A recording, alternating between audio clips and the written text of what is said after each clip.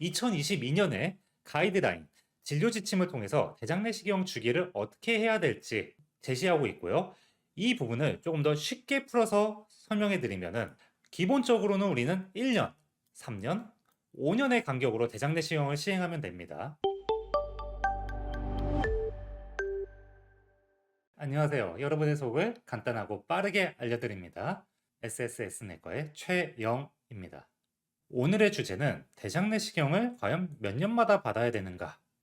환자분들이 대장내시경을 받고 나면은 다음 내시경은 몇 년마다 받아야 되는지 많이들 궁금해하세요. 이 부분에 대해 알아볼까 합니다. 첫 번째, 대장내시경의 시작은 언제부터 받아야 되는가? 내시경을 받는 목적은 크게 두 가지로 나눌 수 있습니다. 첫 번째는 불편한 증상이 있을 때 받는 내시경이 있고, 두 번째는 증상이 없더라도 대장암을 미리 발견하고 제거하기 위해서 시행하는 건강검진 목적의 대장 내시경으로 나눠볼 수 있겠습니다. 대장 내시경이 필요한 대장 증상에 대해 말씀드리면 복통, 설사, 특이한 변이나 체중 감소, 대장암 가족력들이 있고요. 내가 20대의 나이라도 염증성 대장염 같은 젊은 나이에도 생길 수 있는 대장의 염증 질환이 있기 때문에 증상이 심하다면 20대라도 너무 미루지 마시고 조기 대장 내시경 시행을 권고드립니다. 내가 이런 증상이 없고 건강하다면 대장암 예방을 위해서 내시경을 언제부터 해야 되는가? 기본적으로는 만 40세 이상에서 환자의 가족력이나 병력을 보고 이 사람의 대장암 위험도를 따져서 대장 내시경을 언제부터 시행할지를 결정하게 됩니다. 참고로 국가암검진에서는 만 50세부터 분변검사를 시행해서 분변검사에서 양성이 나온 분들 대상으로 대장 내시경을 시행해주고 있습니다. 그렇다면 이런 대장 내시경을 왜 주기적으로 받아야 되는가?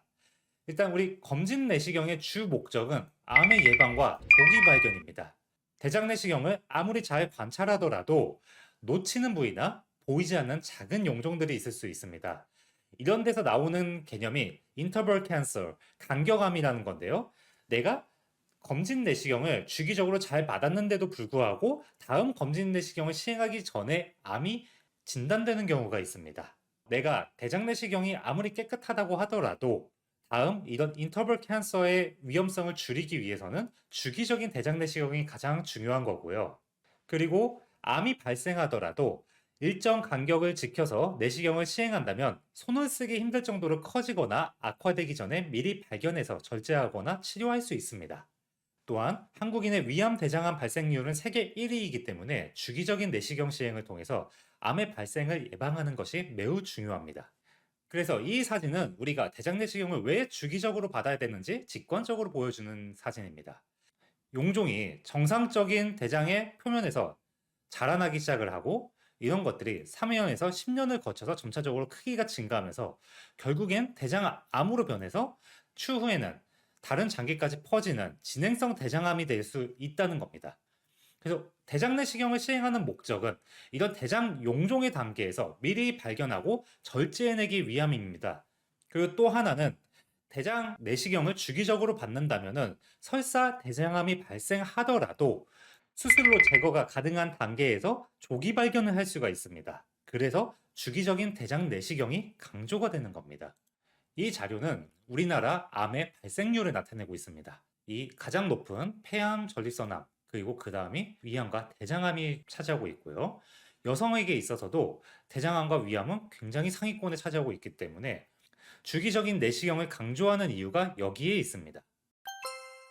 그렇다면 이런 대장 내시경을 우리는 몇 년마다 받아야 될까요? 학회에서는 정해놓은 기준이 있습니다. 2022년에 가이드라인, 진료 지침을 통해서 대장 내시경 주기를 어떻게 해야 될지 제시하고 있고요. 이 부분을 조금 더 쉽게 풀어서 설명해 드리면은 기본적으로는 우리는 1년, 3년, 5년의 간격으로 대장 내시경을 시행하면 됩니다. 그래서 1년 간격으로 받아야 되시는 분들 병원에서 1년 있다가 받으라고 말해줍니다. 그리고 굉장히 강조합니다. 이런 분들은 용종의 개수가 너무 많거나 또는 용종을 놓칠 가능성이 높거나 하신 분들이고요. 아니면 내가 대장 내시경 검사 결과지를 봤는데 용종이 10개 이상이다. 그렇다면 1년 있다가 받으시면 되고요.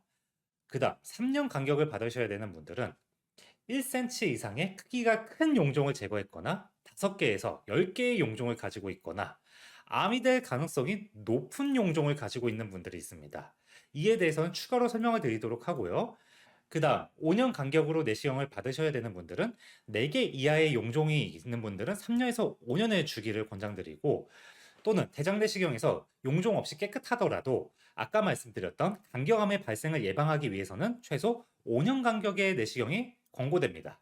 그러면서 아까 말씀드렸던 암이 될 가능성이 높은 용종에 대해서는 이렇게 나눠볼 수가 있습니다. 실제로는 이 부위까지는 우리는 양성 용종, 이 이유는 악성 용종으로 나누게 되고요.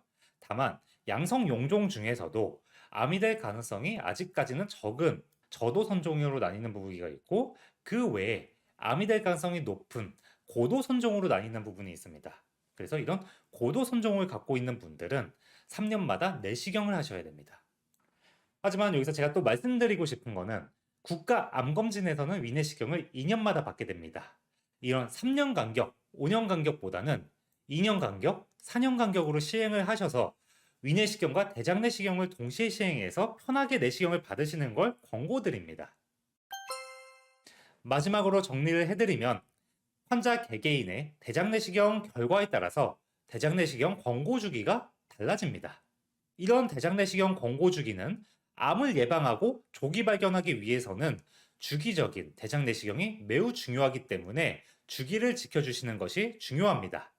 대장내시경 받기 많이 힘듭니다. 장청소도 해야 되고 먹을 것도 조절해야 되고 검사 날에는 다른 약속을 잡기도 힘들고 행여나 큰 용종을 떼게 되면은 심한 운동 같은 것도 할 수가 없고, 하지만 이런 주기적인 대장내시경 시행을 통해 대장암에 대한 걱정에서 벗어날 수 있다면 한 번쯤 내 몸을 위해서 받아봐야 되지 않을까요?